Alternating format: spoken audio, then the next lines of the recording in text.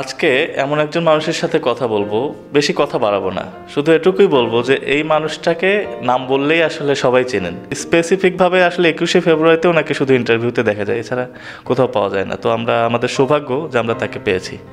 তো দর্শক, কথা বলবো আমাদের সবার প্রিয় অনুরূপ আইচ ভাইয়ের সাথে। তো ভাইয়া কেমন আছেন? আছি, আলহামদুলিল্লাহ ভালো আছি।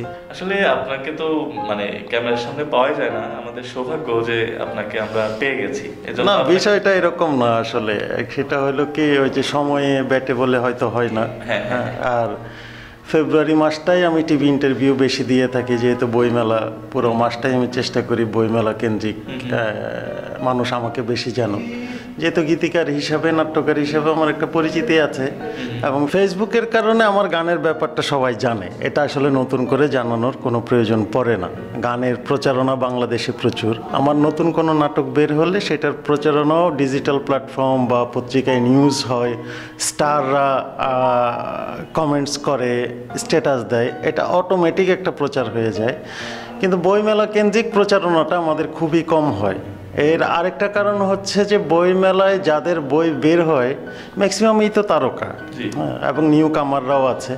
তো যার কারণে ওইখানের কাজটা হয় একজন কেন্দ্রিক, মানে একজন রাইটার, একজন প্রকাশক। তা একজন রাইটার সবসময় নিজের কাজটাকে প্রচারের একটা চেষ্টায় থাকে।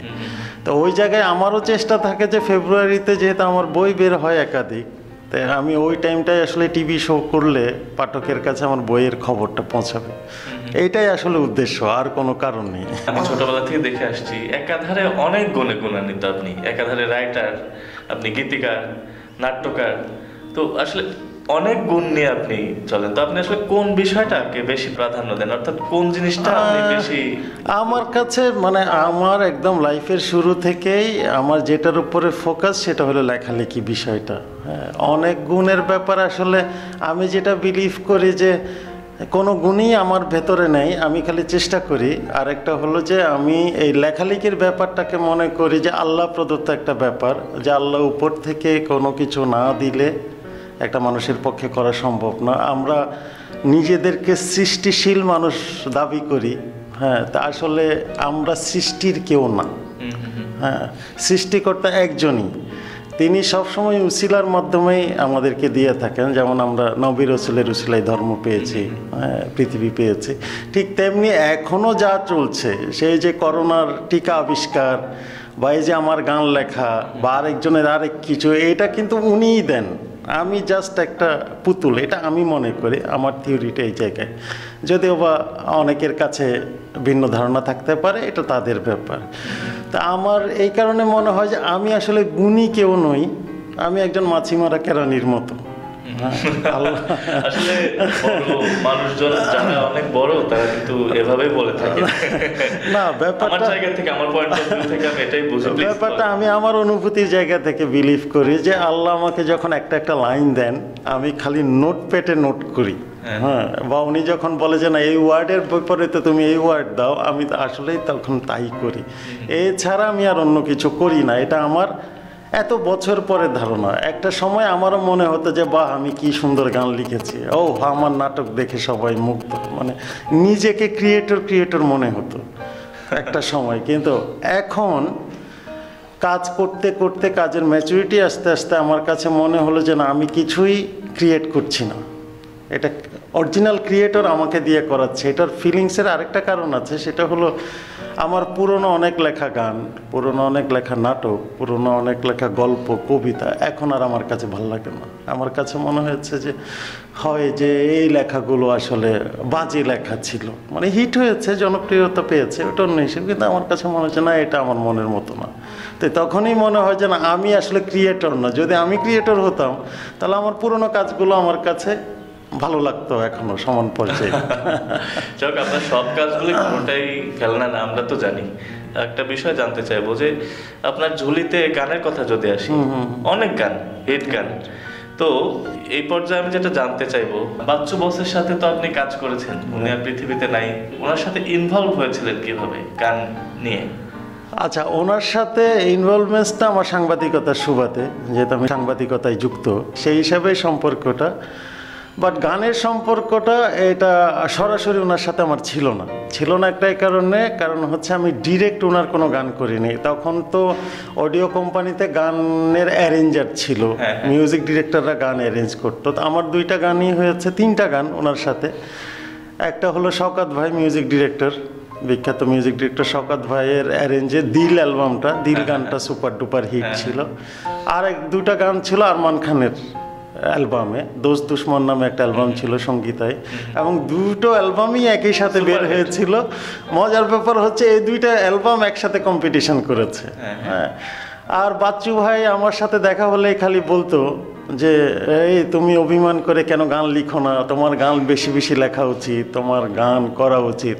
তখন আমি হেসে বলতাম যে আসলে কার উপরে অভিমান করব, অভিমান করে লিখি না, এটা ভুল কথা। আসল কথা হলো কি যে আপনারা একটা জায়গায় চলে আসছেন, আপনাদের মতো করে নতুন শিল্পীরা আসছে না, মানে নতুন শিল্পীদের গানের ক্ষমতা কোয়ালিটিও আপনাদের মতো নেই। তারপরে আপনাদের মাঝে যে বিনয়, যে মানুষকে ভালোবাসার ক্ষমতা বা মনের যে একটা ফ্রেশ ব্যাপার, এটা নতুনদের মাঝে নাই।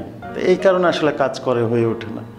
তো উনি পরে শুনেছি উনি আরও অনেক শিল্পীকে বলেছে, আমার অবর্তমানে বলেছে তোরা অনুরূপের গান কর, অনুরূপ তো ভালো কর, লিখে এই করে সেই করে। তা আমি একটা অবাক যে লোকটার সাথে আমার পার্সোনালি গান হয়নি, মানে এলআরবির কোনো গান আমার ওনার সাথে হয়নি, ওনার একক অ্যালবামের না, উনি মিউজিক ডিরেকশনে আমার কোনো গান হয়নি। তাই তারপরেও যে একটা মানুষ ভালোবাসে, এটা কয়জন করে?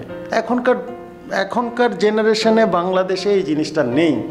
আমরা অন্যের প্রশংসা করতে পারি না, চাই না। আমি একজন গীতিকার হিসাবে আরেকজন গীতিকার ভালো লিখে এটা বলতে আমি চাই না, আমার ভেতরে হিংসা কাজ করে। আর একজন গায়ক, আমি গায়ক, আমার বলতে ইচ্ছা করে না আরেকজন গায়ক ভালো গেয়েছে, হ্যাঁ, অথবা বললেও এমনভাবে বলি যাতে তাতে আমার পাবলিসিটি হয়, তাতে আমার উপকার হয়। মানে সব জায়গায় আমরা স্বার্থ সংশ্লিষ্ট হয়ে গেছি, কিন্তু এটা একসময় ছিল না বলে মিউজিক ইন্ডাস্ট্রিটা এত সুন্দর ছিল। তখন এত স্টার, এত খালি মিউজিক ইন্ডাস্ট্রি না, ফিল্মে একসময় প্রচুর নায়ক ছিল না, সালমান শাহ আমল থেকে ইভেন মান্না আমল পর্যন্ত, মান্না ভাইয়ের যুগ পর্যন্ত তো একসাথে অনেক নায়ক কাজ করত, গানে একসাথে অনেক গায়ক গায়িকা কাজ করতো। এখন সব এককেন্দ্রিক হয়ে গেছে। এককেন্দ্রিক হয়ে যাওয়ার কারণেই হলো আমাদের মনটা এককেন্দ্রিক হয়ে গেছে, আমরা অন্যের প্রশংসা করতে পারি না, নতুন কেউ ভালো লিখলে তা পছন্দ করতে পারি না। মানে একজন তারকা হিসাবে আমি আমার উপর দোষ চাপিয়ে বলছি, আমার হয়তো তখন চিন্তা হয় যে ও আমার চাইতে ভালো লিখে ফেললো। তো এটা আমার যেমন দুর্বলতা, এরকম আমার মতো আমার পজিশনে যারা আছে আমি তাদেরকে বলবো যে শ্রদ্ধা পেতে হলে নতুনদেরকে মন খুলে ভালোবাসতে হবে।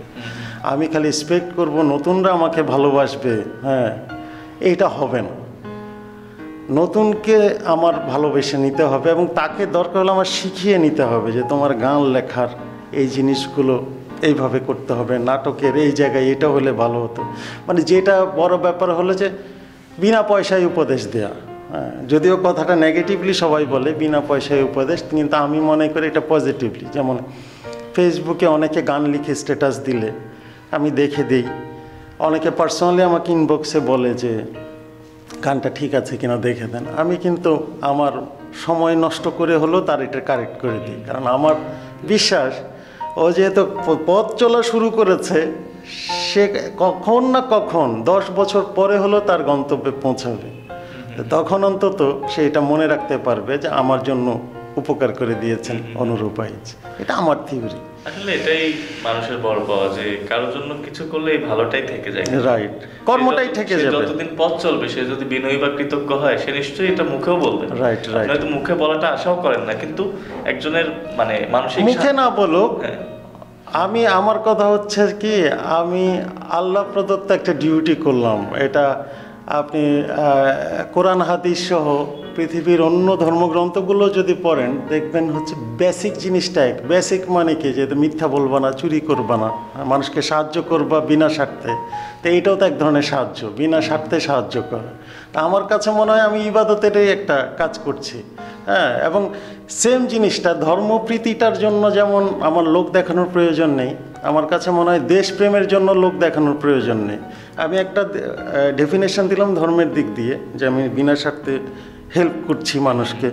আরেকটা হলো যে আমি বিনা স্বার্থে দেশের একজন নাগরিককে আমার পর্যায়ে আসার জন্য হেল্প করছি, এটাও এক ধরনের দেশপ্রেম। খালি 16ই ডিসেম্বর 21শে ফেব্রুয়ারি এলে যে পায়জামা পাঞ্জাবি পরে শহীদ মিনারে গেলাম, ফুল নিয়ে গেলাম, অনেক ছবি তুলে ফেসবুকে দিলাম, এতেই দেশপ্রেম প্রকাশ পায় না।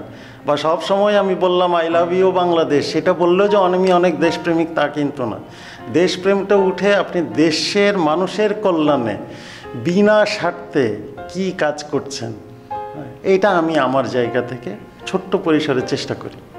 আচ্ছা, আরেকটা বিষয়ে কথা বলবো। আপনি একজন সাংবাদিক হিসাবে আপনাকে প্রশ্নটা করছি, সেটা হলো যে এখন সামাজিক যোগাযোগের মাধ্যমগুলোতে কিন্তু কোনো নিয়ন্ত্রণ নেই। দেখা যাচ্ছে যে একটা বাজে একটা কন্টেন্ট এটা মজার ছলে শেয়ার করে দিচ্ছে অনেকেই, এটা ভাইরাল হয়ে গেলে সেই যারা ভাইরাল হচ্ছে তারা আসলে আগে পিছে না বুঝে নিজেদেরকে বিশেষ কিছু ভাবছে। Right right. এই ব্যাপারগুলো আপনার জায়গা থেকে কিভাবে দেখেন আসলে? এটা আমার কাছে মনে হয় নিয়ন্ত্রণটা আস্তে আস্তে চলে আসবে। একটা ব্যাপার কি, যে ডিজিটাল প্ল্যাটফর্ম তো ইন্টারন্যাশনাল একটা প্ল্যাটফর্ম, এটা কোনো একটা দেশের পক্ষে, রাষ্ট্রের পক্ষে কন্ট্রোল করাটা অনেক কষ্ট হয়ে যায়। না, কিন্তু তারা দেশের নাগরিক, তেমন কোনো নিয়ম নীতি কি থাকতে পারে না? নিয়ম নীতি হওয়া উচিত। আমার কাছে মনে হয় যে ফেসবুক কেন্দ্রিক যে নিয়ম কানুনগুলো হয়েছে, ইউটিউব কেন্দ্রিক এই নিয়ম কানুনগুলো হওয়া উচিত। যেহেতু যেমন চায়নাতে ফেসবুক চালাতে দেয় না, কিছু নিয়ন্ত্রণ আছে, ইন্ডিয়াতে কিছু নিয়ন্ত্রণ আছে, কোরিয়াতে মনে হয় নাই, ওরা সম্ভবত ফেসবুক ইউজই করতে দেয় না। তা আমার কাছে মনে হয় কি বাংলাদেশেও এটা হচ্ছে, কারণ বাংলাদেশে বিশেষ করে মোস্তফা জব্বার আঙ্কেল যখন আইসিটি মন্ত্রী হলেন, তারপর থেকে ফেসবুকে অনেক নিয়ন্ত্রণ এসছে। এবং আমাকে পার্সোনালি জিজ্ঞেস করলে আমি যেটা বলতে চাই সেটা হলো, সরকারে যে দলই ক্ষমতায় থাকুক না কেন, ডিজিটাল প্ল্যাটফর্ম পুরোপুরি সরকারের নিয়ন্ত্রণে থাকা উচিত। কারণ এখানে ক্রাইম হচ্ছে বেশি। আর একটা জিনিস হয়ে গেছে, আমরা বাঙালিরা মিস ইউজ করি জিনিস অনেক বেশি। হ্যাঁ, ধরেন আপনি কোনো একটা আড্ডায় বসলেন, আপনি যদি 1 বোতল কোক এনে দেন, সবাই 1 গ্লাস করে খেলে অনেকে টেন্ডেন্সি থাকবে সে 2 গ্লাস খাবে। তার মানে কি আমরা মিস ইউজের টেন্ডেন্সিটা বেশি। তা আমরা যখন ফেসবুকে স্ট্যাটাস দিয়ে বসি তখন আমরা বাজে কথা বেশি বলি, আমরা উপদেষ্টা হয়ে যাই। হ্যাঁ, আমরা এইখানে কিন্তু একটা কথা না বলেই না দাদা, প্রত্যেকের টাইম লাইনে গেলেই দেখা যাবে যে যে টাইপের কথাবার্তা থাকে, আমরা বিভিন্ন বাণী পড়েছি অনেক বড় বড় জনের। তো দেখা যাচ্ছে যে একজন শুধুমাত্র একজন ফেসবুক ইউজ করে, সে যখন স্ট্যাটাস দেয় মনে হচ্ছে যে সে বাণী দিয়ে দিচ্ছে, লিখেছেন। হ্যাঁ না, সেটাই। ও তো খালি এটা না, সে দেখা যাচ্ছে রবীন্দ্রনাথ নজরুলকে নিয়ে বাজে কথা লিখছে, মানে সমালোচনা করছে। তারপরে আদার্স তো আরও আছে, বিভিন্ন পার্সোনাল মানুষজনকে নিয়ে লিখছে।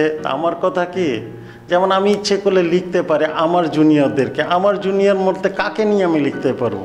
আমি খন্দকার বাপ্পিকে নিয়ে লিখতে পারবো, কারণ বাপ্পিকে আমি মনে করি আমার সন্তান। ও যেহেতু গানে এসছে আমার গান দিয়ে, ঠিক তেমনি আমার সাথে গান গেয়ে যারা তারকা হয়েছে, যে পড়শি, রুমি, ইমরান, পূজা, আমি বলতে পারি এদেরকে নিয়ে, কিন্তু তাও তো আমার ডিরেক্ট বলাটা ঠিক না। আরেকটা ব্যাপার হলো, এটা সরকারের নিয়ন্ত্রণে থাকলে কি হবে, যে আমি লিখলাম একটু পরে ওইটা ইনভ্যালিড হয়ে গেল, মানে অটো ডিলিট হয়ে গেল। তা আমি চাই যে সরকারে যে দল থাকুক না কেন, ডিজিটাল প্ল্যাটফর্ম এবং এইসব সেন্সিটিভ ব্যাপারগুলো অবশ্যই সরকারের 100% নিয়ন্ত্রণ থাকতে হবে। সেটা খালি যে পলিটিক্যাল কারণে তা না, এটা পার্সোনাল কারণেও থাকা উচিত। সম্প্রতি আসলে কিছু নীতিমালা হয়েছে শুনলাম, যেমন ধরেন যে অনেক সেলিব্রিটি কিন্তু ইদানিং ভিজুয়াল ইন্টারভিউতে ইন্টারেস্টেড হচ্ছে না। কারণ কি, যে কন্টেন্টের কোনো একটা অংশ যেটা আসলে আগের কথার সাথে মানে মিল নেই, মানে ওইটার সাথে সম্পৃক্ত, ওইটা থাকলে পরের কথাটা যায়, তো ওইটুকু কেটে ফেললে একদম ভিন্ন অর্থ হয়ে যায়। এই কারণে কিন্তু অনেকেই ইন্টারভিউতে অনীহা প্রকাশ করে, তাই না? এটা করে। এই হলুদদের জন্য কি বলবেন? আমি বলছি যে এটার উপরে সরকারের কড়াকড়ি আরও বাড়ানো উচিত। এমনি মোস্তফা জব্বার আঙ্কেল মন্ত্রী হওয়ার পর থেকে শেখ হাসিনার নেতৃত্বে ডিজিটালি বাংলাদেশ অনেক ডেভেলপ করেছে, আরও ডেভেলপ হচ্ছে। ফেসবুক অনেকাংশে নিয়ন্ত্রণে আছে পুলিশের। তা আমার কাছে মনে হয় যে ইউটিউবটা প্রশাসনের নিয়ন্ত্রণে আসা উচিত। আর দীর্ঘ অনেক বছর ধরে আমাদের দাবি ছিল আসলে ফিল্মে যেমন একটা সেন্সর বোর্ড আছে, ঠিক তেমনি গানে বা গল্প উপন্যাসে না হোক, আমার কাছে মনে হয় যে ইউটিউব কেন্দ্রিক একটা সেন্সর বোর্ডের কোনো একটা প্রক্রিয়া করা উচিত। এক্ষেত্রে এই কারণে হতে পারে, ইউটিউব যেহেতু একটা বিদেশি প্ল্যাটফর্ম, বাট আমরা ব্যক্তি হিসাবে আমাদের ভোটার আইডি তো বাংলাদেশি, রাইট। তার মানে আমি স্ট্যাটাস দেই, শেয়ার দেই, আমি কিন্তু একটা মোবাইল নাম্বার বা আমার একটা ভোটার আইডি কেন্দ্র করি। তো সেক্ষেত্রে নিয়ন্ত্রণ করাটা মনে হয় না কঠিন কিছু। না, কঠিন কিছু নয়। আমার কাছে মনে হয় যে এটা একটা ডিভাইস বা একটা ইয়ের মধ্যে আনা উচিত, কারণ এইগুলো ট্র্যাকিং যেটা বলে, একটা ট্র্যাকিং ডিভাইস বা কোনো কিছুর মাধ্যমে আনা উচিত। এবং আমার কাছে মনে হয় যে এই জিনিসটা সরকারের পুরোপুরি নিয়ন্ত্রণে থাকা উচিত। কারণ আমার ইচ্ছে হলো আমি ঘটনা না জেনে বলে দিলাম। হ্যাঁ, যেমন কিছুদিন আগে যে কলাবাগানে যে ছাত্রীটি ধর্ষণ হয়েছে, আমি নিজে এ ব্যাপার নিয়ে মর্মাহত। কারণ মর্মাহত একটাই কারণে যে মেয়েটি স্বেচ্ছায় গিয়েছে বা অনিচ্ছায় গিয়েছে এটা ব্যাপার না, ব্যাপারটা হলো মেয়েটা মারা গেছে এবং এত বড় একটা ন্যাক্কারজনক ঘটনায় মারা গেছে। আমি এটাতে খুবই আহত, কিন্তু আমি কষ্ট পাই যখন দেখি ফেসবুকে ওই মেয়েটাকে হে করে স্ট্যাটাস দেওয়া হচ্ছে যে ও কেন গেছে, ওর বাবা মা কেন ছেড়েছে। আসলে কেন গেছে, কেন ছেড়েছে এটা আমি বলতে পারবো না। তো আমি কি ওর বাবা মার পরিস্থিতি জানি? না, ওর ফ্যামিলি পরিস্থিতি জানি না। হয়তো নিশ্চয়ই ওই দিন ওর বাবা মার কোনো ব্যস্ততা ছিল বা এটা ছিল, অথবা আমি ধরে নিলাম যে ওর বাবা মা উদাসীনভাবে পাঠিয়েছে। কিন্তু উদাসীন দেখছি কেন? ওর বাবা মা কি ওর বন্ধুদের বিশ্বাস করতে পারে না? আমাদের ছোটোবেলায় তো আমাদের বাবা মার আমাদের বন্ধুদের বিশ্বাস করতো, বিশ্বাস করে পাঠিয়েছে। তারপরেও ধরে নিলাম যে মেয়েটি স্বেচ্ছায় গেছে, মেয়েটি ওই উদ্দেশ্যেই গেছে, তাই বলে কি আমি তাকে মেরে ফেলবো? তো দেখেন, আমরা জাতিগতভাবে আমাদের মেন্টালিটি এমন একটা জায়গায় এসে দাঁড়িয়েছে যে একটা মানুষ মারা গেছে এত ন্যাক্কারজনক ঘটনায়, আমরা তার বিপক্ষে বলছি। সেটাই, যে এটা যেহেতু এখনো তদন্ত প্রক্রিয়ায় আছে, তাই না, আসলে কিছুই জানি আমরা না, বলতে পারি না, আমরা স্ট্যাটাস দিতে পারি না। আমাদের সব ঘটনাগুলো এরকম যে কথার কথা, যখন আসিফ আর শফিক তুহিনের মামলা এবং জেল পর্যন্ত যাওয়া ঘটনা ঘটলো, তখন আমি দেখেছি কেউ আসিফের পক্ষ নিয়ে শফিক তুহিনকে গালি দিচ্ছে, কেউ শফিক তুহিনের পক্ষ নিয়ে আসিফকে গালি দিচ্ছে। ওদের ভক্তদের মাঝেও একটা বিশৃঙ্খলা তৈরি হয়ে গেছে। কিন্তু বেসিক্যালি আসিফ দোষী কি না এটা তো এখনো প্রমাণ হয়নি। তো প্রমাণ না হওয়া পর্যন্ত যেমন আসিফকে বলা যাবে না, ঠিক তেমনি আরেকজনের ঘটনার ক্ষেত্রেও আমার এটা আন্দাজে বলা যাবে না। সোশ্যাল মিডিয়ায় আরেকটা জিনিস, কমেন্টের জায়গাগুলো, ফেসবুক, ইউটিউবের, মানে এত বাজে বাজে ল্যাঙ্গুয়েজ, একটু আগে বললেন, এত বাজে বাজে ল্যাঙ্গুয়েজ ইউজ করছে। তো এতে করে আসলে আমাদের বাচ্চা ছেলেপেলেদের হাতেও কিন্তু এখন ডিভাইস বাবা মা দেয়, কার্টুন দেখার কষ্ট তো হচ্ছে। একটা এরকম কন্টেন্টে গেল, এরকম বকা বা এরকম গালি দেখলো। আমার বিশ্বাস যেটা হয়তো আগামী 1-2 বছরের মধ্যে কন্ট্রোলে চলে আসবে, কারণ একটা প্রক্রিয়ার ব্যাপার তো। যেহেতু ফেসবুকের অনেক কিছু নিয়ন্ত্রণ করতে পারে বাংলাদেশ পুলিশ প্রশাসন, র্যাব প্রশাসন, আমার কাছে মনে হয় যে ইউটিউবের ব্যাপারটা চলে আসবে। কিন্তু দেখা যায় কি ইউজারের তুলনায় হয়তো লোকবল কম। কারণ এটাই হচ্ছে আমাদের যে ডিএমপিতে বা পুলিশ প্রশাসনে যে আইসিসিটি ডিজিটাল ওয়ার্কের জায়গাটা দেখার জন্য যে লোকবল, আমার কাছে এটা আমার ধারণা, আমার কাছে মনে হয় সেটা সংখ্যায় কম। এবং আমার কাছে মনে হয় যে আমরা বিভিন্ন জায়গায় যে থানা করি, হ্যাঁ, বা বিভিন্ন জায়গায় যেন আমরা ডিসিদের অফিস করি, আমার কাছে মনে হয় যে ডিজিটাল নিয়ন্ত্রণের পুলিশের এরকম একটা করা উচিত, যেখানে ক্লেম করবে মানুষ সাইবার ক্রাইম নিয়ে। সাইবার ক্রাইম নিয়ে কিন্তু একটা ইউনিট, এটা কি অনেক আগে থেকে, এটা অনেক আগে থেকে হচ্ছে। এখন নতুন ভাবে আমরা আবার নতুন করে আমরা চাচ্ছি যে এটা আরো বড় করে হোক, এটা চাচ্ছি। এটা বাংলাদেশ সরকার হিসাবে শেখ হাসিনা যখন নতুন করে সরকার প্রধান হলেন, ওনার তো ক্ষমতা প্রায় 10-12 বছরের মতো। আসলে তখন থেকেই ডিজিটাল প্ল্যাটফর্মের উনি ডিজিটালি বাংলাদেশ গড়ার যে স্লোগান দিয়ে এসছেন, সেই স্লোগান দিয়েই উনি দেশটাকে এগিয়ে নিচ্ছেন। আমি সেটাই বলবো যে মাননীয় প্রধানমন্ত্রী বা বাংলাদেশ সরকার কিন্তু ডিজিটাল বাংলাদেশ গড়ার প্রক্রিয়া নিয়ে এগোচ্ছে। তো যেহেতু অনেক সফল, এই দিক থেকে কিন্তু অনেক সফল, তাদের প্রতিশ্রুতি অনুযায়ী অনেক সফল। কিন্তু এই জিনিস নেগেটিভ কিছু দিক থাকে। তাই এটার একটা আমি সুন্দর ব্যাখ্যা বলি, সেটা হলো আসল কোনো জিনিস ভালো থাকলে নকল হবে। হ্যাঁ, যেমন নবী রাসূলদের আমলে যখন নবীদেরকে আল্লাহ প্রেরণ করেছেন বা নবুয়ত পেয়েছেন, তখন কিন্তু অনেক নকল নবীও হয়েছিল। তো কালের ভদ্রে নকলটা হারিয়ে গেছে, আসলটা রয়ে গেছে। ঠিক তেমনি আপনি জাগতিকভাবে আরও চিন্তা করলে যে মানুষ যারা সিগারেট খায় ওরা জানে বেনসন সিগারেট অরিজিনাল বাংলাদেশে পাওয়া যায়, আবার নকলও পাওয়া যায়। আসল থাকলে নকল থাকবে, তা যার কারণে ডিজিটালি এত ডেভেলপড, এটার একটু নেগেটিভ দিক তো থাকবে। আজকে যে এত মানুষ পাঠাও, উবার এগুলো দিয়ে ইনকাম করে খাচ্ছে, এই যে অনলাইন বিজনেস, হ্যাঁ, এত যে বেকার সমস্যার সমাধান, আসলে এই উন্নয়নগুলো অনেকেই দেখে না। অনেকেই খালি উন্নয়ন বলতে বোঝে রাস্তা ব্রিজ, এছাড়া আর অন্য ডেভেলপমেন্ট নিয়ে অনেকেই ভাবে না। আর আবার আমাদের আরেকটা বড় ব্যাপার হচ্ছে যে আমরা বললাম না, পারস্পরিক শ্রদ্ধাবোধ কম, যার কারণে আমরা ফেসবুক বা ডিজিটাল মাধ্যমটাকে আমরা বাজেভাবে ইউজ করি। খালি যে নেতা নেত্রী বা তারকা তাদের না, আমার খারাপ লাগে যে হুজুরদের নিয়েও ট্রল করে, এই করে। হ্যাঁ, এটাও হতে পারে কোনো হুজুরের কোনো ব্যাখ্যা কারো ভালো না লাগতে পারে, এটা স্বাভাবিক। কোনো রাজনৈতিক নেতার কোনো কথা কারো ভালো না লাগতে পারে, কিন্তু এটা নিয়ে ট্রল করাটা উচিত না। তা এখন আপনি কথায় কথায় এই ট্রল করার ক্ষেত্রে, নেগেটিভ কাজের ক্ষেত্রে আপনি কথায় কথায় উদাহরণ দেবেন ইন্ডিয়া, আর অন্য সময় হলেই গালি দিবেন ইন্ডিয়াকে, এটা তো হয় না। আপনি বাংলা সিনেমা বানানোর ক্ষেত্রে, গান বানানোর ক্ষেত্রে নকল করবেন ইন্ডিয়া, আপনি নায়ক নায়িকাদের বাজেভাবে উপস্থাপন করবেন তখন বলবেন ইন্ডিয়া, যেই অন্য কোনো প্রসঙ্গ আসবে তখন বলবে ওরা তো হিন্দুর দেশ, আমরা তো মুসলিম।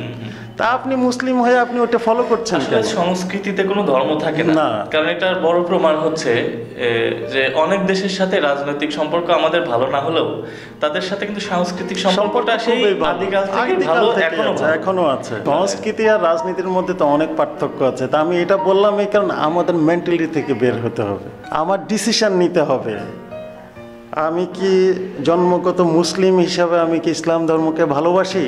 তাহলে ইসলাম ধর্মকে ভালোবাসলে আমার ওইটা নিয়েই থাকতে হবে। আমি খুব কষ্ট পাই আরেকটা জিনিস দেখে, যখন কুরবানির ঈদ আসে, ঈদুল আজহার সময় বাংলাদেশের প্রচুর মানুষ ফেসবুকে স্ট্যাটাস দেয় যে প্রাণী হত্যা। তা আমার কাছে মনে হয় যারা স্ট্যাটাস দেয় ওদেরকে আগে ক্রস ফায়ারে হত্যা করা উচিত, কারণ আল্লাহর হুকুমকে তুমি হত্যা বলো কিভাবে? এছাড়া তো আমরা বাজার থেকে যখন কিনে খাচ্ছি তখন কি না, তখন এটা হয় না। এটা হলো কি, ওই যে বললাম যে ডিজিটাল অতি আবেগ না, এটা হলো অতি শয়তানি। আমি অতি আবেগ কিভাবে বলবো? আমি একটা আল্লাহর হুকুমকে আমি কিভাবে অস্বীকার করব? আমি কিভাবে এটাকে প্রাণী হত্যা বলবো? হ্যাঁ, অনেকেই দেয় স্ট্যাটাস, এবং এর মাঝে ধর্মপ্রাণ মানুষের ছেলে মেয়েও আছে, আমি দেখেছি। তো এটা আমার কাছে খারাপ লাগে। তা আমার কথা হলো, আমার যদি পার্সোনালি খারাপ লাগে আমি এটা বললাম না, আমি এটা বললাম না। আমার যদি পার্সোনালি ভালো না লাগে যে আওয়ামী লীগের কোনো কাজ, বিএনপির কোনো কাজ, আমি এটা বললাম না।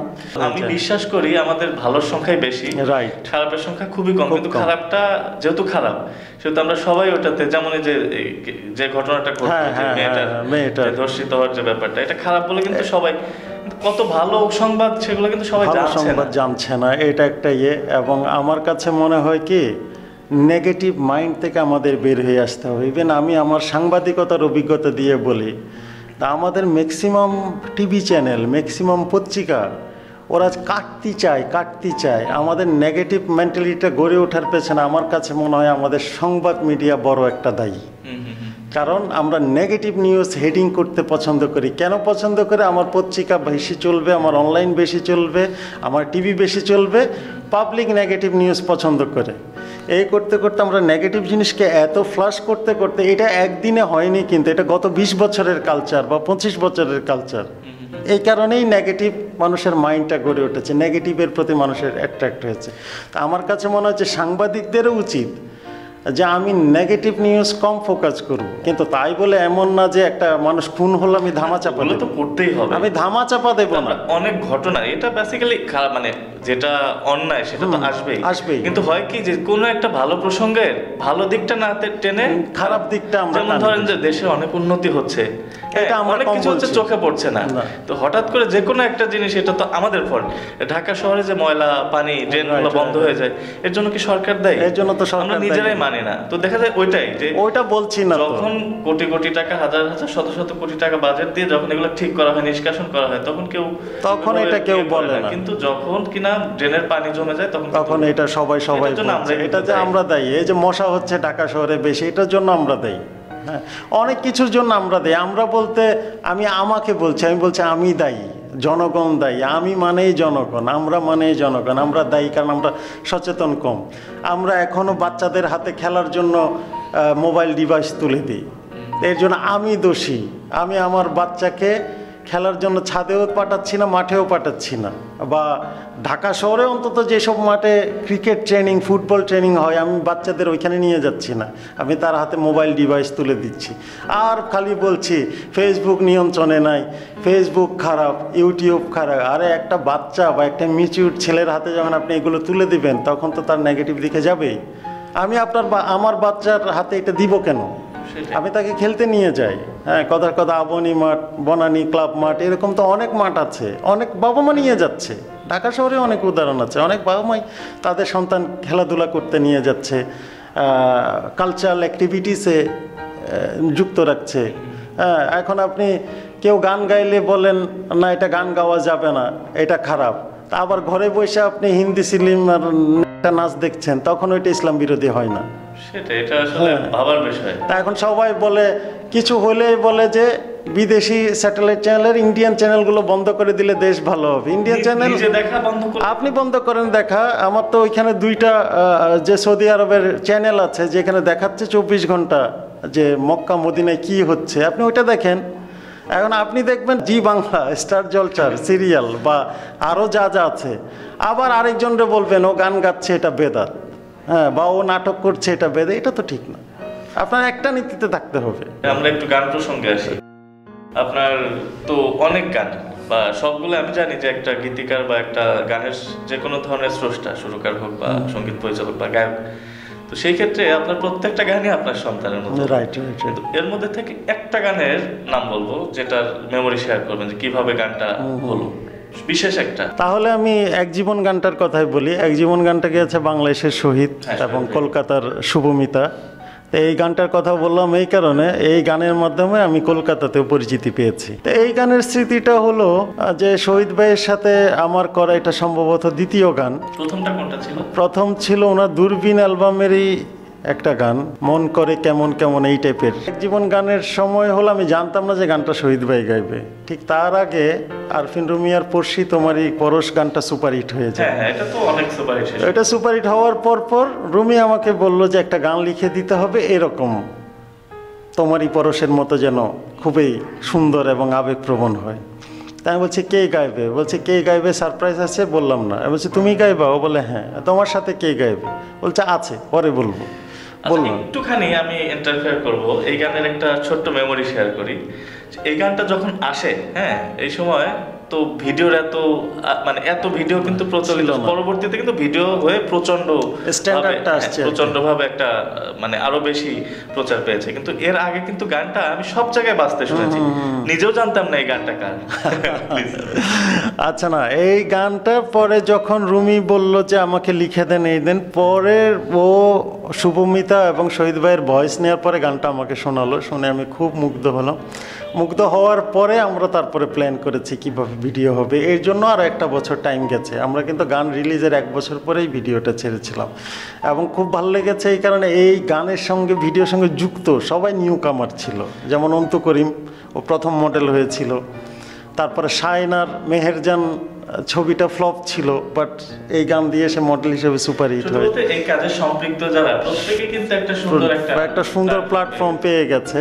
তো এটা আমার জন্য একটা বড় আনন্দের ব্যাপার এবং আমি এটা নিয়ে অবশ্যই গর্ববোধ করি। এই গানের গল্প আপনার মুখে শুনলাম, কোন একটা এপিসোডে শহীদ ভাইয়ের কাছ থেকে ওই গানগুলো আপনার সাথে তার কাজের এক্সপেরিয়েন্স আমরা শুনবো। তো ঠিক আছে। আমার কাছে মনে হচ্ছে যে শহীদ ভাই গানের জন্য নিবেদিত একজন মানুষ। তো উনি আল্লাহ প্রেমিক একজন মানুষ। আল্লাহ তাকে আসলে একটা সুপার সাকসেস দিয়ে দিয়েছে। আসলে এটা আমার কাছে মনে হয়। বা শিল্পী তারাই হতে পারে যাদের মধ্যে ওই মানবিকতা, অসুর বলে একটা শব্দ আছে। রাইট। সুর এবং অসুর। তো আসলে এটা আবিধানিক ভাবে কিভাবে আছে আমি জানি না, কিন্তু আমরা প্র্যাকটিক্যালি এটা ইউজ করি এভাবে যে যার মধ্যে সুর নেই সেই অসুর। রাইট। ওনার মধ্যে কিন্তু মানবিক দিক আছে এবং গানের প্রতি তার প্রচন্ড একটা টান আছে। হ্যাঁ, আবার সুর অসুর বলে তার একটা কথা আমার মনে পড়ে গেল। যেমন হিন্দু ধর্ম অনুযায়ী অসুর মানে হলো শয়তান।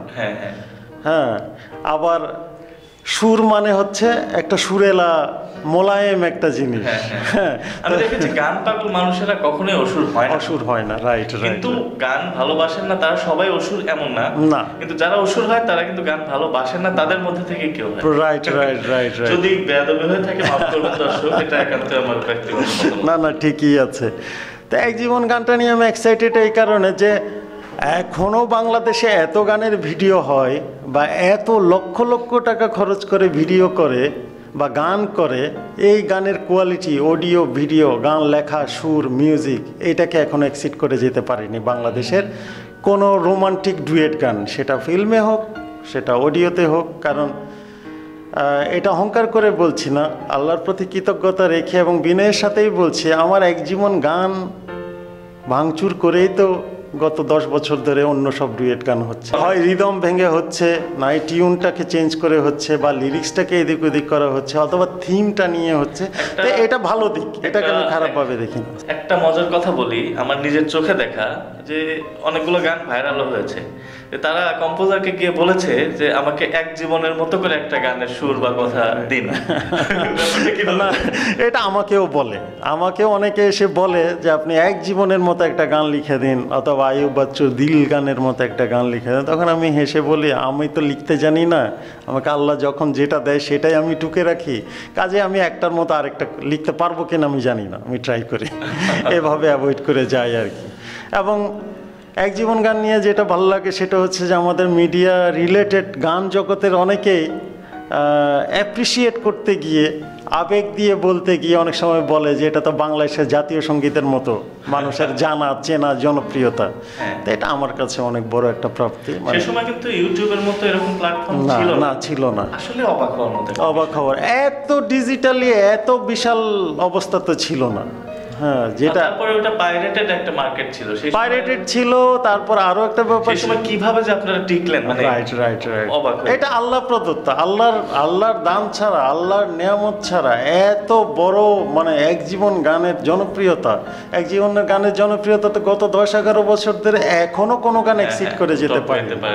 মানে যে গানটা জনপ্রিয়তার দুইটা ধরন আছে, একটা হলো কি আপনার 50 কোটি ভিউ, এটা একটা, আর একটা হলো যে গানটা একদম রিক্সাওয়ালা দিনমজুর থেকে শুরু করে একদম যিনি বাংলাদেশের বিখ্যাত শিল্পপতি বা অনেক বড় পর্যায়ের বুদ্ধিজীবী, তার কাছেও ভালো লেগেছে, এরকম গানকে আমি জনপ্রিয় গান মনে করি। আমি ভিউ দিয়ে কখনো গান হিসাব করি না। আসলে মানে আমাদের নিয়ন্ত্রণের জায়গার কথা বললাম, রাইট রাইট, যে আমাদের কিন্তু ইউটিউবে নিয়ন্ত্রণ নাই। যেমন একটা কথা আফসোসের সুরে বলতেই হয় যে বাচ্চু বস মারা যাওয়ার আগে ওনার কিন্তু যে ভিডিওগুলো আপলোড হতো, আমাদের ওই ক্যাসেটের যুগে বাচ্চু বস, জেমস ভাই, ইনারা মানে কিন্তু অন্যরকম একটা, বেঁচে থাকতে সোশ্যাল মিডিয়াগুলোতে ওনার তেমন একটা ভিউজ পায়নি। তার মানে এই না যে উনি জনপ্রিয়তা না, নিয়ন্ত্রণের জায়গা, মূল ইন্ডাস্ট্রি কিন্তু এখনো মরে যায়নি, আপনারা কিন্তু এখনো বেঁচে আছেন। সেটাই আসলে এরকম একজন মানুষকে সবসময় পাওয়া যায় না, তো গল্প করার লোভ সামলাতে পারে না। আমার সময় রসিলায় আসলে সবাই আমার সময়কে আমার পক্ষ থেকে ধন্যবাদ। তো যেহেতু আপনার সময় স্বল্পতা, আমার সময় দর্শকদের উদ্দেশ্যে কিছু যদি বলতেন। আমার সময় আমার একটা পছন্দের পত্রিকা, অনলাইনেও আমার সময় ডেভেলপ করছে, এবং আমার সময় উত্তর সমৃদ্ধি আমি কামনা করি। কারণ এই পত্রিকার সাথে আমার সম্পর্কটা আত্মিক একটা সম্পর্ক, অন্তরের একটা সম্পর্ক। বিশেষ করে নির্বাহী সম্পাদক মিজান ভাই আমাকে এত ভালোবাসেন, এত শ্রদ্ধা করেন। আমি জীবনে খুব কম সাংবাদিকের কাছে এত পিওর ভালোবাসা পেয়েছি। তা আমার সময়ের যতই ডেভেলপমেন্ট হবে, আমি বিশ্বাস করব যে এটা আমার ডেভেলপমেন্ট। এবং আমার সময় যেহেতু কোনো নেগেটিভ এবং বাজে কিছুকে প্রমোট করে না, তা আমিও আমার ভক্ত এবং যারা আমার গানের শ্রোতা আছেন, আমার নাটকের দর্শক আছেন, তাদেরকে আমি বলবো যে আপনারা আমার সময় সাথে থাকুন, পড়ুন। আসলে আমার সময়ের একজন স্টাফ হিসাবে আমি খুব প্রাউড ফিল করছি ভাইয়ের কাছ থেকে এরকম একটা মতামত। পাশাপাশি পাঠকদেরও বলবো যে আসলে আমরা এরকম একটা প্ল্যাটফর্মের সাথে আছি, তো সবাই আমাদের সাথে থাকুন, পাশে থাকবো।